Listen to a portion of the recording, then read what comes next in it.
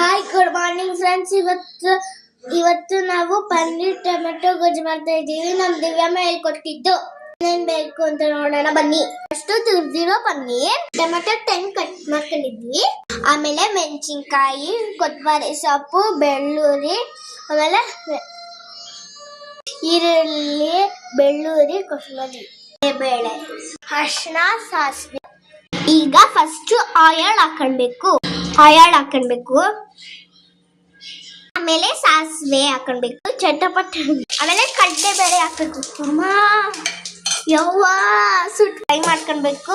ಬೆಳ್ಳುಳ್ಳಿ ಹಾಕೊಂಡ್ರೆ, ಈರುಳ್ಳಿ ಹಾಕೊಂಡ್ರೆ, ಕರಿಬೇವಿನ ಸೊಪ್ಪು ಹಾಕೊಂಡ್ಬೇಕು. ಫ್ರೈ ಮಾಡಿ ಪನ್ನೀರ್ ಹಾಕ್ಬೇಕು. ಫ್ರೈ ಮಾಡಿ ಆಮೇಲೆ ಅರಿಶಿನ ಪುಡಿ ನಿಮಗೆ ತಕ್ಕಷ್ಟು ಫ್ರೈ ಮಾಡ್ಕೊಳ್ಬೇಕು. ಆಮೇಲೆ ಟೊಮೆಟೊ ಆಡ್ಬೇಕು ಫ್ರೈ ಮಾಡ್ಕೊಳ್ಬೇಕು. ಆಮೇಲೆ ಸ್ವಲ್ಪ ಸಾಂಬಾರ್ ಪುಡಿ ಹಾಕೊಳ್ಳಿ. ನಾನು ಬ್ಲಾಗರ್. ಸಪೋರ್ಟ್ ಮಾಡಿ, ಲೈಕ್ ಮಾಡಿ, ಸಬ್ಸ್ಕ್ರೈಬ್ ಮಾಡಿ, ಶೇರ್. ಪನ್ನೀರ್ ಕುರ್ಮಾ ರೆಡಿ ಆಯ್ತಾ ಇದೆ. ಫ್ರೈ ಮಾಡ್ಕೊಳ್ಬೇಕು. ಈಗ ಸ್ವಲ್ಪ ಖಾರದ ಪುಡಿ ಹಾಕೊಳ್ಬೇಕು. ಚೂರು ಗರಂ ಮಸಾಲ ಜಾಸ್ತಿ ಹಾಕ್ಬೇಡಿ, ಅದು ಡೇಂಜರ್. ನಮ್ಮಮ್ಮ ನಮಗೆ ಹೆಲ್ದಿ ಫುಡ್ಸ್ ಮಾಡ್ಕೊಡ್ತಾರೆ. ಸಾಫ್ಟ್ ಆಗಬೇಕು, ಅವಾಗ ರೆಡಿ ಆಗಿದೆ.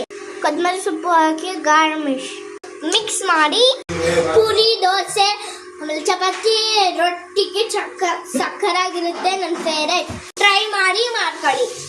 Thank you. ಸಬ್ಸ್ಕ್ರೈಬ್ ಮಾಡೋದು ಮರಿಬೇಡಿ. ಜಾಸ್ತಿ ವಿಡಿಯೋ ಫಾಲೋ ಮಾಡಿ.